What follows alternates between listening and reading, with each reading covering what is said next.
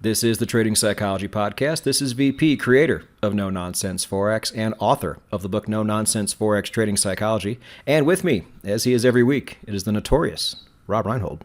Well, thank you, Patrick. And your word of the day describing me is becoming very interesting. So I'm notorious and effervescent, I believe, 1 week. So it's good to be here. And boy, I'm loving what we're doing here. I love reading the feedback that you're getting on your YouTube channel. So let's just keep doing it. I agree. And this one might hit home a little too hard for some people. This is actually an episode that we have had on the spreadsheet for a while, and it just keeps getting moved. And maybe it's just because deep down we don't really want to do it, but it's every bit as important as all the episodes prior, because there may just come a time in your not trading career, but just any endeavor you're attempting, when the best move is actually just to completely stop. I don't mean do it today or tomorrow, but there may just come a time. And I think it's really important to identify the signs that it may be time. But how do you do that exactly? So Rob and I are going to go over this today. And the question I want to lead today's episode off with, Rob, is a question I've gotten in the past. And I always have a definitive answer for this. And I want to get your take on this too, just to make sure that we're on the same page before we even move forward here. And that question is Forex trading for everybody? Now, the PC kumbaya answer would be yes, it is. You know, if you're able to do X, Y, and Z, then anybody can trade Forex. But I don't really think it is. I've never thought it was. I think there's just certain characteristics that certain people have that will always prevent them from becoming anything in this business, and that is everybody's goal. Nobody starts this just to do it in the background. Almost everybody wants to do this for a living somehow, whether it's supplemental income, full-time income, make some other kind of business out of it, something like that. So if that is part of the question you're asking, then I'm going to say it's a definitive no. What's your take on this? Well, I'm going to agree with you with a caveat. And, I was so fortunate to raise 2 kids to adulthood. And I remember when I had these little kids, and I remember thinking, I need to put every bit of positivity and ambition and love and everything into these kids, because I want them to go out into the world as these people that just have everything they need. And so you have that lie that you tell everyone that you can do anything you want, anything you put your head to, you can do it. And I caught myself saying the same things to my kids. Now, I coach my son in soccer. And the reason I coach my son, because my son didn't want to play soccer at all. And we wanted him to get into sports to see if this is something he liked. And so the only way for that to happen was for me to be the coach. We started coaching, and my son was just not very good. He actually had all of the skills. He was fast, he's coordinated, he's athletic. But he didn't want to touch the ball. He had no desire to score a goal. He had no desire to win. He had no desire for any of that. And so theoretically, could he have played soccer? Anyone can play soccer. But for him personally, the answer was no. Now, I could have forced him. I could have said, you're playing soccer or you don't get any food or anything, and I could have forced him. But he would have never really excelled because he hated it. He didn't enjoy it. So we tell these lies that, yes, everyone can do it. Everyone can play soccer. Everyone can be a trader. Theoretically, that is true. But the only people that will excel at it are the people that love it. And some people don't love it. If you tried to get my wife to be a Forex trader, she would hate it so bad that theoretically she could do it, but she wouldn't enjoy it and she wouldn't put her heart into it. So for me, the answer is really about, do you love it? Not everyone's going to love it. The people that don't love it, go do something else, because you're not going to put your full effort into it. The people that love it, they got a chance. And that's something too Now, you might think, well, it's obvious. If people are sitting here listening to us, if they even discovered me or you at some point, chances are they really do love the game. But then again, like we talked about back in the desperation episode, that might not be the case. It might just be somebody's way out. And they saw a few other people do it. They saw somebody else become successful with it, so they tried it too.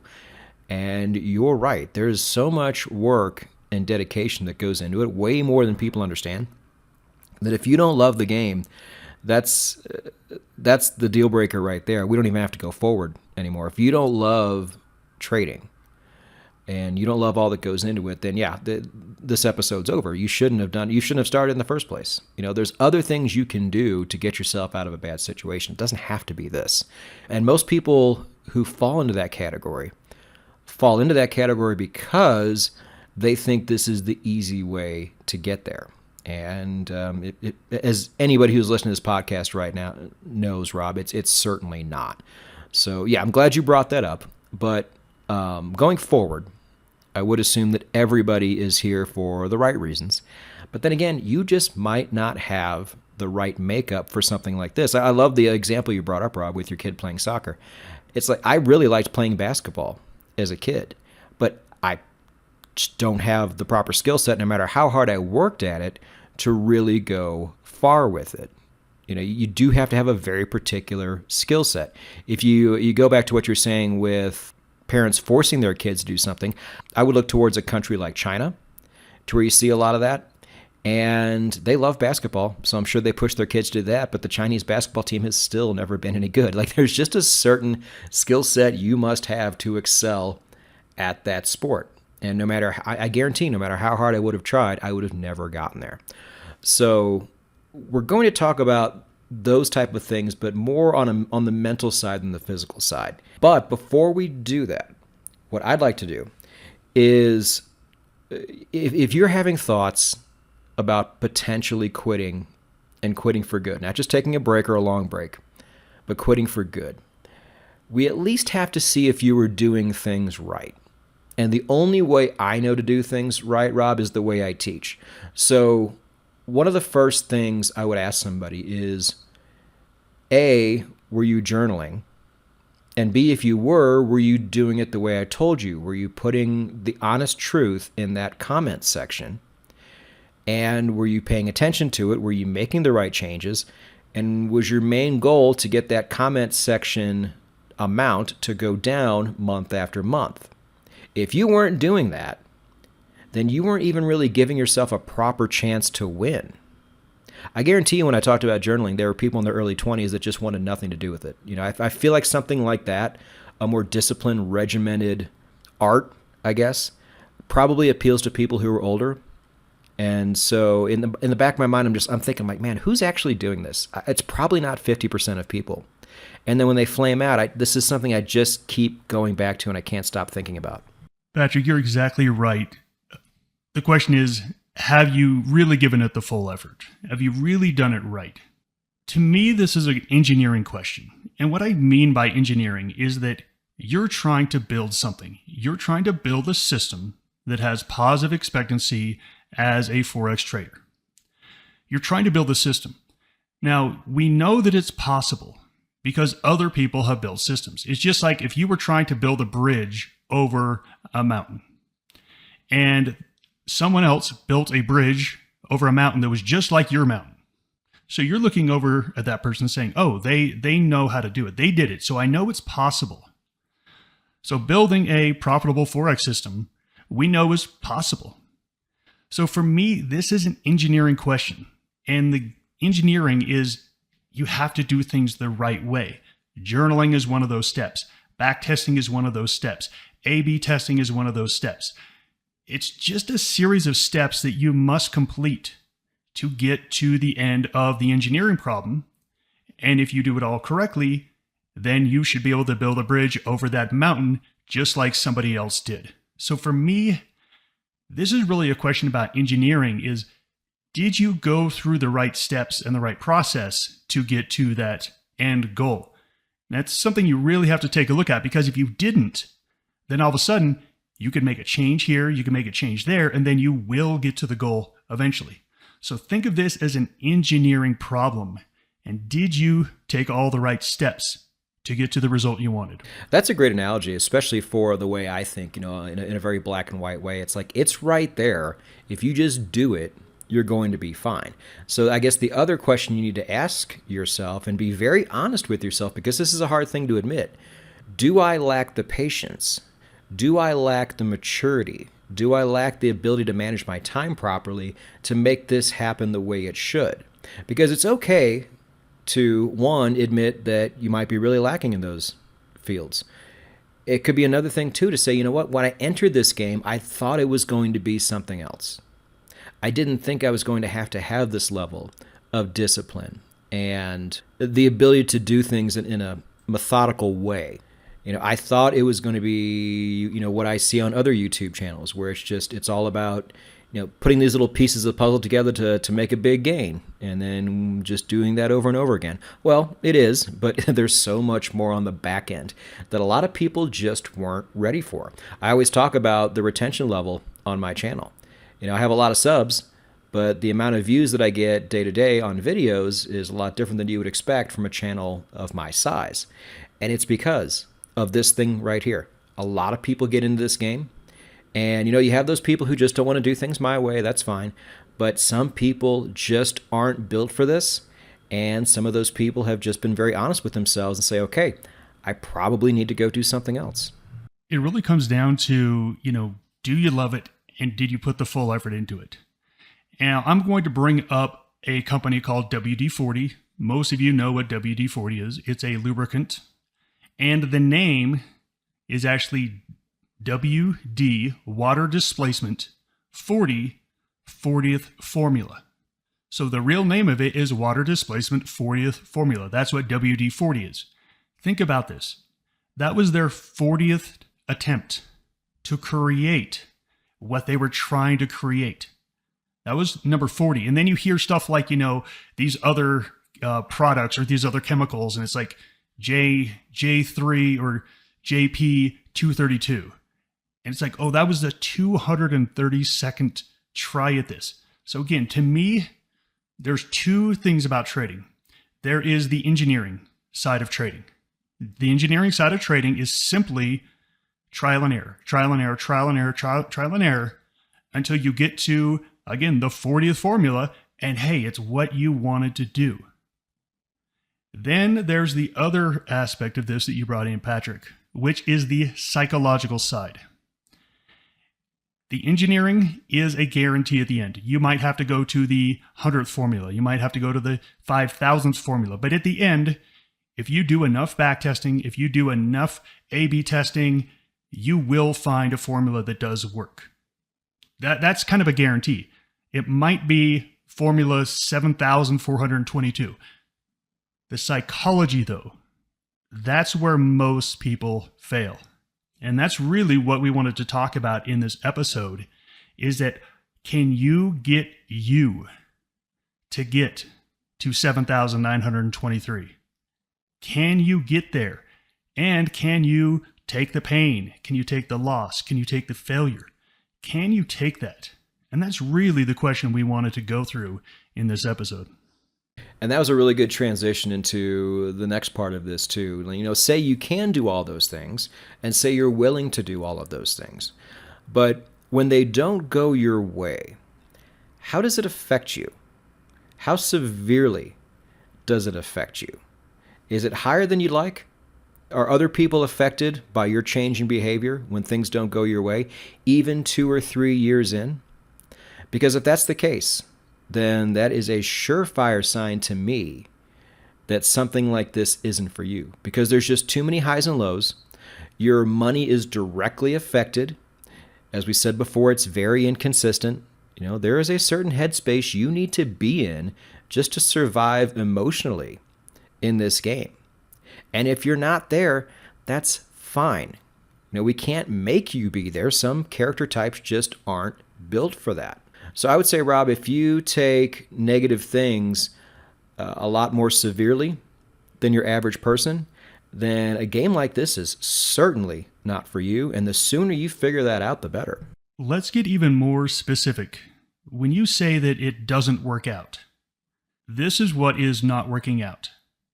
Number one, you have dedicated time of your life. And we've all heard the little saying of time is the most precious thing you have. Oh my gosh, it is so true. It is so true. You are affecting your relationships with trading. All the time you're spending trading and doing back testing and trying to build this formula is time that you're taking away from relationships, either a partner, a parent, a kid. You are now using money, and until you get to your formula that is the right one, you will be losing money. So when we talk about how it's negatively affecting you, I want to get very specific, because it's easy to say, oh, it's negatively affecting you, and just glossing over it.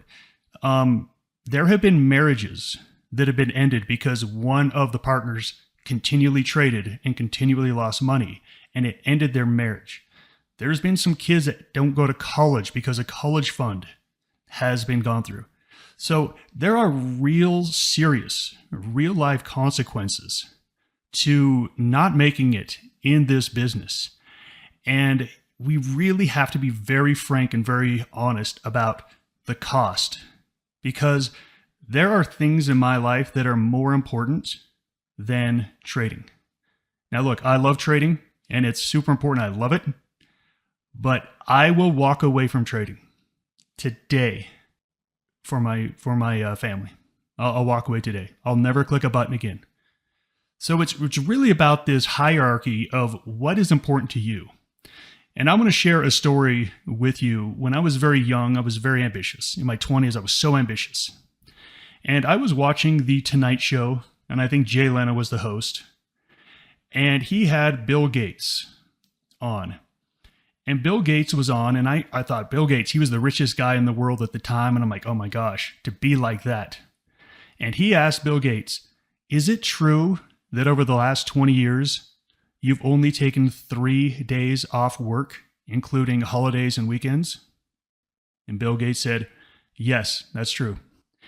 And I remember right then thinking, I don't want that money. If that's what it takes to have as much money as he does, I am so uninterested. And that really changed my perspective of what it really is going to take. So when we talk about this topic of when to quit, we really need to think about all the things that you are missing out on, or all the other things you could be doing. And that really comes down to a personal question of what's the best use of your time, money? How is this negatively and positively affecting the people around you? And what's more important? And for me, if something is more important, you just quit. You just quit. Look, it's not that easy just to say, but you really have to rank everything in order of importance in your life. And I would say too, let's say you live by yourself and you don't have a significant other. There's really not a lot of people around you, at least directly, that could be affected by your mood, good or bad.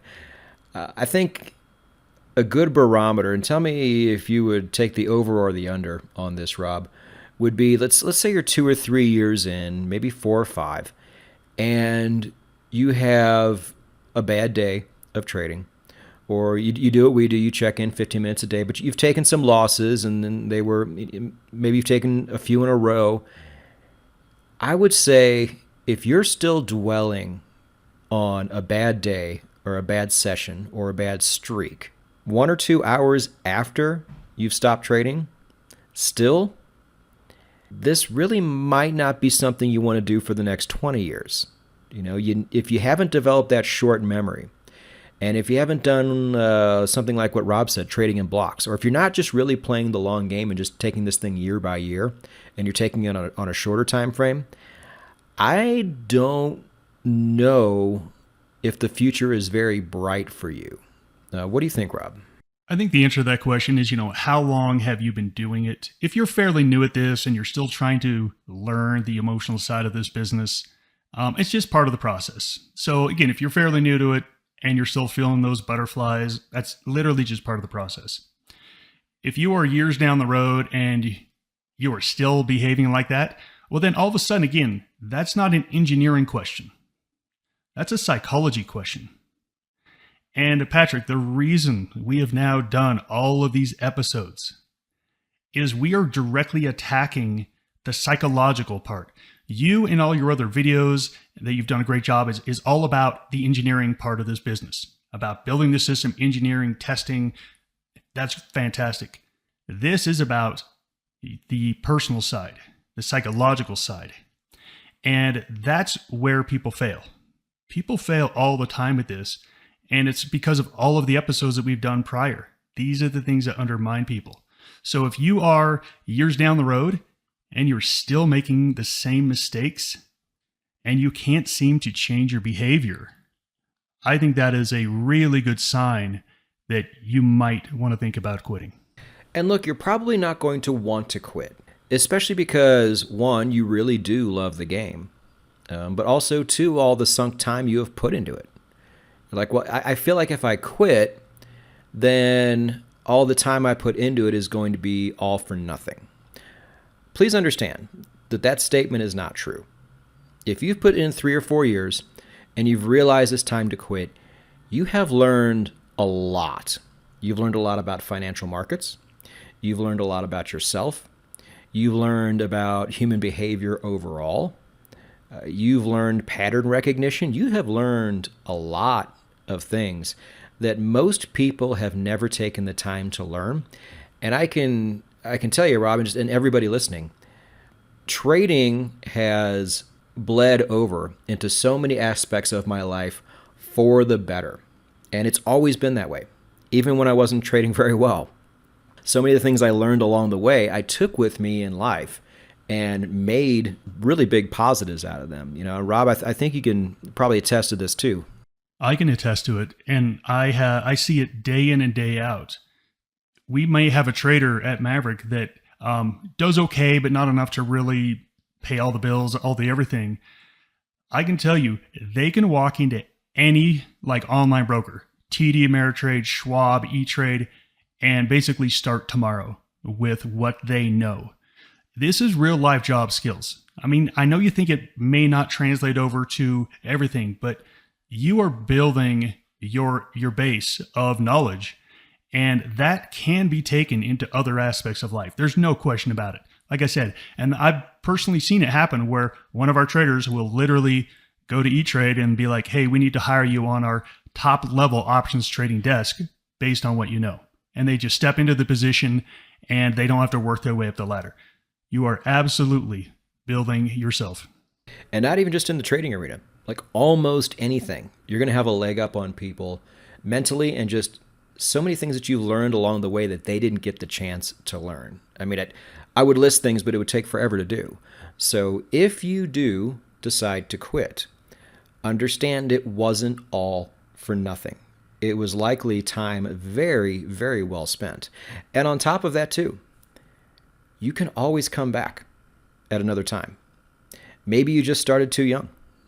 Not always age-wise too. Sometimes you're very mature in some aspects. Sometimes you're very immature in other aspects, despite how old you actually are. You know, I found that to be very true for myself. But it's not just completely over. You always have the chance to come back, but you might not want to. Now, that's a very real thing too. You might be cut out for something else. I remember, Rob, when I was listening to Gary Vee towards the latter part of the 2010s, you know, being an entrepreneur was hot again. And he was the big rock star, but he was very honest. And he said, look, not everybody in this room is cut out to be an entrepreneur. And that is okay. The number 57 guy at Facebook is making more money than everybody in this room by far. You can do other things, and you can do very well in different arenas. You don't have to break out on your own. Breaking out on your own, for starters, is really tough. It is not for everybody. I tell people all the time, doing everything on your own, you know, being an entrepreneur, being a content creator, and not having a safety net of a job, every day you wake up is either a punch in the face or a kick in the balls. It's one or the other. And you don't really even get to choose which one it is. It's just going to happen. Sometimes it's both. Sometimes you get both in a day. It's amazing. Sometimes you do get both, and not just one time, multiple times.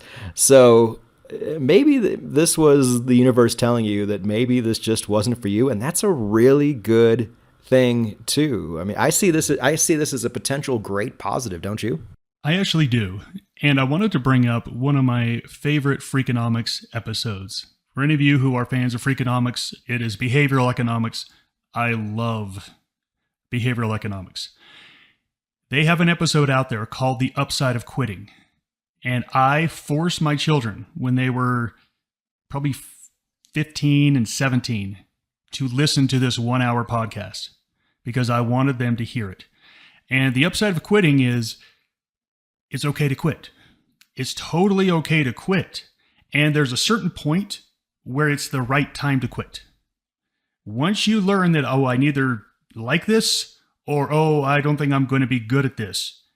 If you go past that point, it becomes a negative for your life. It becomes a negative, and you start to spend time, you start to spend money, you start to, again, have all these negative consequences. I highly recommend to listen to the episode, The Upside of Quitting. It's a Freakonomics podcast. It's awesome. It's really cool because it talks about the better that you time the things you quit at, the better your life is, because then it frees up your time and your efforts for other things. Let's get in really, I want to get to the point of when to quit. I want to be just so definitive in this episode. There is the engineering side of this question. You have to build a system, and that system is going to be done through back testing, forward testing, demo trading, and A/B testing, and you're going to maybe have to do 40 formulas, 50 formulas, who knows how many. The end result is a guarantee. However, the question is, was it worth the price you have to pay? Did you take time away from your family? Did you ruin relationships over it? And so I think it's very important of when to quit is when your priorities aren't in line with your heart. If your marriage is very important to you and trading starts to hurt that, if you keep trading, it means that you care more about trading than your marriage. That's literally what it means. And on your deathbed, is that what you want to say? Is it meant more to you than your personal relationships? I don't think any of us want that. So once trading starts to damage the things that are a higher priority in your life, it's okay to quit. It's okay to quit. Look, you only got to Formula 20. You never got to Formula 40, but you learned a whole lot along the way. But if you can keep going, you're going to get to Formula 40 and you're going to be successful. That, to me, again, is the guarantee. But the price you have to pay is sometimes too great. And if the things that are priorities in your life are being hurt, you quit. You quit. Now let's go to the other side. So let's say that somebody is along the way. They keep working. But they get to the point where they say, is it time for me to quit? The big question is, are you the problem? Are you the problem? This entire podcast series has been about you being the problem. We've talked about what goes on in your brain. We've talked about adrenaline. We've talked about cortisol. We've covered a lot of aspects that traders get wrong that cause them to fail. If you can't change your behavior, if you are not capable of doing real behavior change, then you should also quit. You need to be honest with yourself saying, I just can't do it. And it would be like, let's say that I have an alcohol problem. And let's say I'm going to get sober. I'm going to get sober. And 3 years later, I'm still doing the same thing. I'm still not sober. Then it doesn't make any sense. There's something in you that's obviously not able to change that behavior. And if that's the case, that's when you should quit. So for me, this boils down to, number one, if the things that matter more to you in your life are negatively affected and are going to be negatively affected in a permanent manner, you quit. If you cannot get you to be a better you over, again, I don't know how to put years on this. I don't think I can put years on it. But if you honestly look out and give yourself an assessment that I can't seem to change this about myself, then you should quit, because you realize you're probably never going to be able to change it about yourself. Quit. There's the upside of quitting. Quit. Put your efforts into something else you're better at. You just might not be able to get over this hurdle. So I wanted to be very definitive in closing this episode of when to quit. I hope that's clear with everyone.